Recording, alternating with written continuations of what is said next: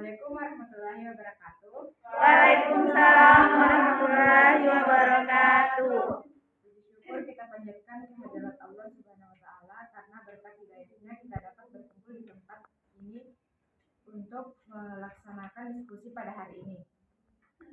Pada kesempatan ini kami akan memaparkan materi tentang Annelida. Kami dari kelompok 2. Saya Putri sebagai moderator sekaligus pemateri pertama. Ada Samrawati, Arni S, Nurul Mifta, Maria Fatmasari, Arwini dan Lili sebagai pemateri kita pada hari ini. Baik, langsung saja. Saya akan memaparkan tentang pengertian Annelida. Annelida berasal dari bahasa Latin annulus yang berarti cincin kecil dan loidus yang berarti bentuk. Annelida dapat diartikan sebagai cacing yang tubuhnya bersegmen-segmen menyerupai cincin atau gelang,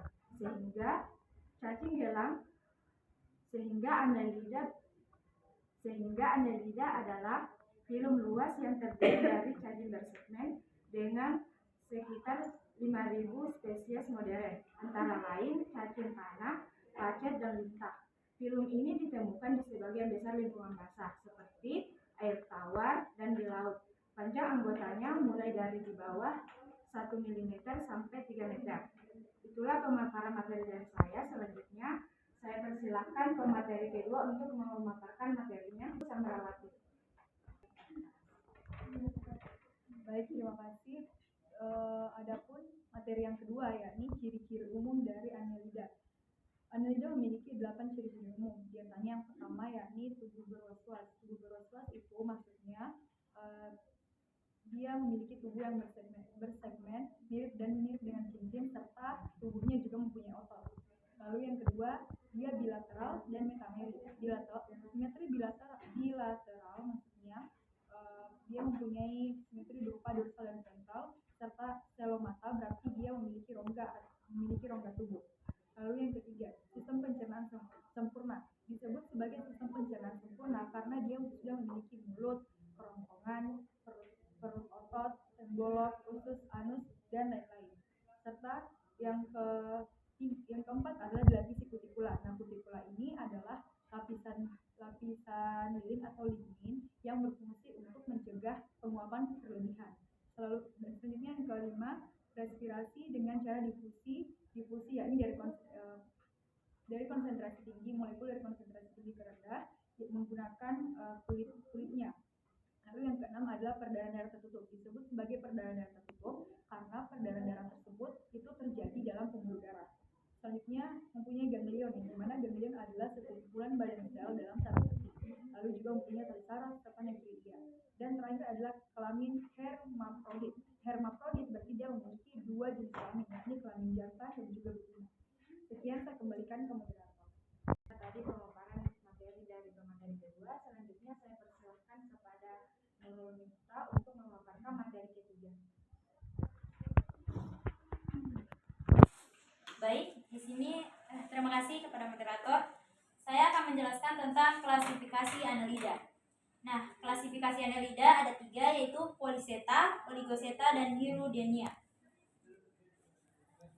Nah, yang pertama Polychaeta. Kebanyakan Polychaeta hidup di laut serta memiliki parapodia dan setae. Parapodia adalah kaki seperti dayung atau sirip, digunakan untuk berenang sekaligus bertindak sebagai alat pernapasan.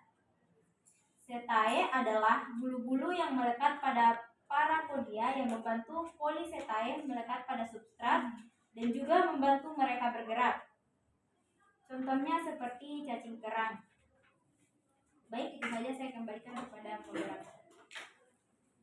Baik, itulah tadi pemaparan materi dari pemateri ketiga kita. Selanjutnya saya persilahkan kepada Arni S sebagai pemateri keempat untuk memaparkan materinya. Baik, terima kasih atas kesempatan yang telah diberikan. Selanjutnya klasifikasi Annelida yang kedua yaitu Oligochaeta. Oligochaeta contohnya adalah cacing tanah yang cenderung memiliki sedikit setae yang bergerombol secara langsung dari tubuhnya. Cacing tanah memiliki kepala atau parapodia yang kurang berkembang. Pergerakannya dengan gerak terkoordinasi dari otot-otot tubuh dibantu dengan setae. Cacing tanah adalah pemakan sampah yang mengekstrak sisa-sisa bahan organik dari tanah yang dimakan. Sistem pembuangan atau ekskresinya berupa tabung nefridia bergelung di setiap segmen dengan dua lubang, yaitu satu corong bersedia yang mengumpulkan cairan soilom dan satu lainnya adalah lubang keluar tubuh antar dua lubang itu. Yang ketiga yaitu Hirudinea. Kelas Hirudinea contohnya adalah lintah. Kebanyakan tinggal di air tawar, tetapi ada yang di laut atau darat. Setiap gelang tubuh memiliki beberapa alur mendatar. Lintah memunculkan pesisat anterior kecil sekitar mulutnya dan pesisat posterior yang besar. Meskipun beberapa di antaranya adalah predator yang hidup bebas, kebanyakan adalah pemakan cairan. Sekian materi dari saya kembalikan ke moderator. Baik, itulah tadi pemaparan materi dari materi keempat. Selanjutnya saya persilahkan kepada Saudari Maria untuk memaparkan materinya. Baik, terima kasih atas kesempatan yang kepada saya. Di sini saya akan menjelaskan tentang cara hidup Annelida. Pada umumnya, Annelida hidup bebas, tapi ada juga yang hidup dengan pada parasit, menempel dan bergantung pada inangnya. Kebanyakan Annelida hidup di perairan laut dan air tawar, dan sebagian lagi hidup di tanah dengan tempat yang lembab.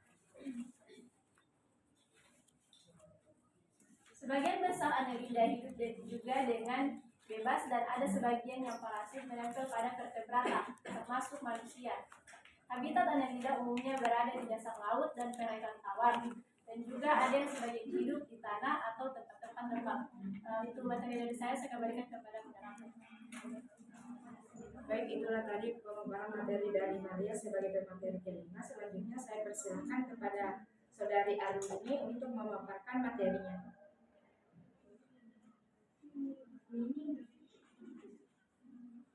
Mohon maaf, pemateri berikutnya adalah Nining Hartiwi. Dengan itu saya persilakan.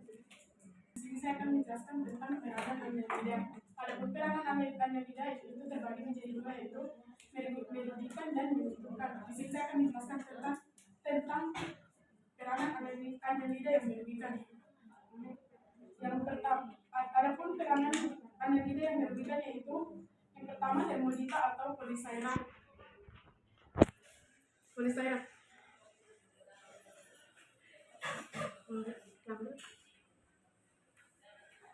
Hewan ini berwarna merah sehingga disebut cacing api. Yang apabila sekali terkena tangan, maka akan menimbulkan rasa panas dan bengkak. Yang kedua, Eurotoe atau cacing bulu kucing. Yang familinya itu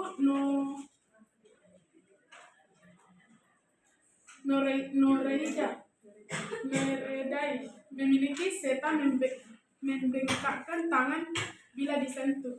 Sekian dari saya kembalikan kepada moderator. Baik, itulah tadi pemaparan materi dari Arwini. Selanjutnya saya persilakan kepada pemateri terakhir, yaitu Arwini, untuk memaparkan materi.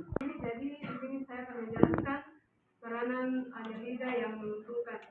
Jadi peranan Annelida yang menguntungkan yang pertama yaitu peterima atau cacing tanah yang suka menelan dan mengeluarkan dalam bentuk butiran sehingga dapat menguntungkan petani, yaitu dapat mengubah sampah organik menjadi senyawa organik yang berguna bagi kesuburan tanah. Yang kedua yaitu cacing palolo atau Eumiophilidis. Ini cacing yang pada umumnya dimakan oleh orang-orang yang ada di pulau Samoa dan Fiji. Kemudian yang ketiga yaitu Annelida fluvifax sebagai bahan makanan untuk ikan dan burung. Kemudian yang terakhir yaitu cacing tanah, yaitu Lumbitus terentris.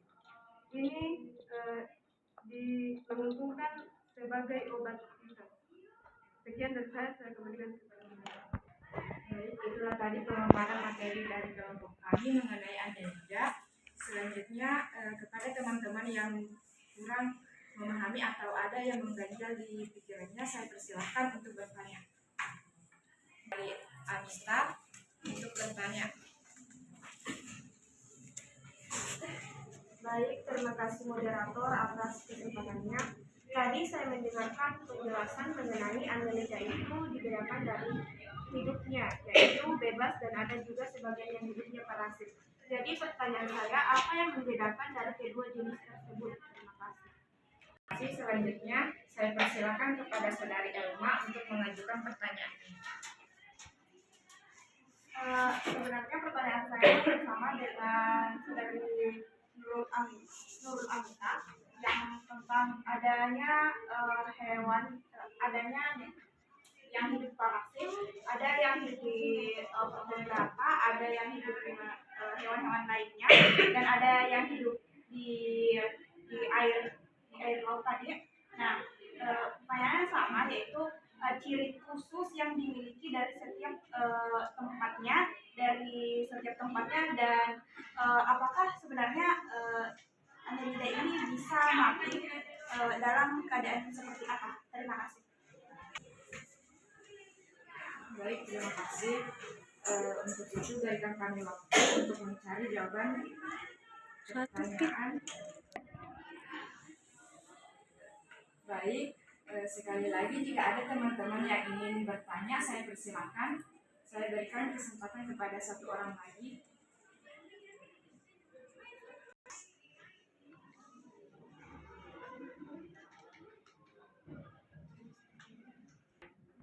Baik, jika sudah tidak ada yang lagi ingin bertanya, berikan kami waktu untuk mencari jawaban dari teman-teman sekalian.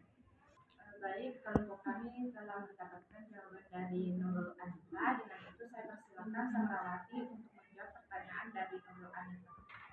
Baik, terima kasih.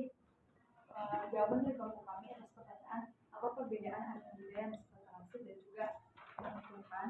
Adapun jawaban kami adalah perbedaan utamanya itu ada di letak cara dia mendapatkan makanan. Jadi kalau annelida parasit itu dia mendapatkan makanan dengan cara menempel pada ikannya, jadi dia mengambil pada ikannya. Sedangkan annelida yang menguntungkan, contohnya cacing tanah, itu dia mengambil makanan dari tanah, dari sisa-sisa hidup atau organisme tumbuhan yang kemudian diekstrak menjadi makanannya sendiri. Terima kasih semuanya. Baik, itulah tadi jawaban dari Samrawati. Jika ada teman-teman sekalian yang ingin menambahkan, saya persilahkan. Jika sudah tidak ada, saya kembalikan pertanyaan ke Nurul Anita. Apakah sudah jelas? Baik, terima kasih sebelumnya atas jawabannya. Saya terima.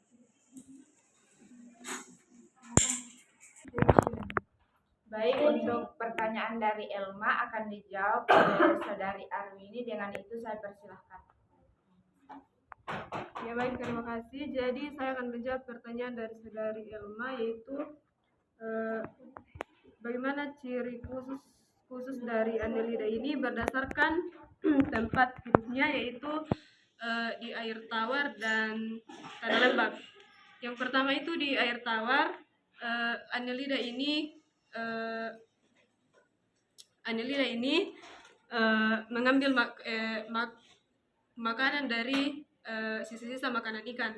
Kemudian kalau di tanah lembab, annelida ini mengambil makanan dari sisa-sisa tumbuhan yang busuk. Dan bagaimana kalau dia mati, ya annelida ini kalau di air tawar, annelida ini kalau dia mati, dia akan menjadi makanan dari ikan-ikan. Kalau di tanah lembab dia akan menjadi berluburan dengan tanah-tanah dan menjadi pupuk dan dijadikan pupuk oleh para petani-petani atau manusia. Terima kasih. Apakah jawaban saja?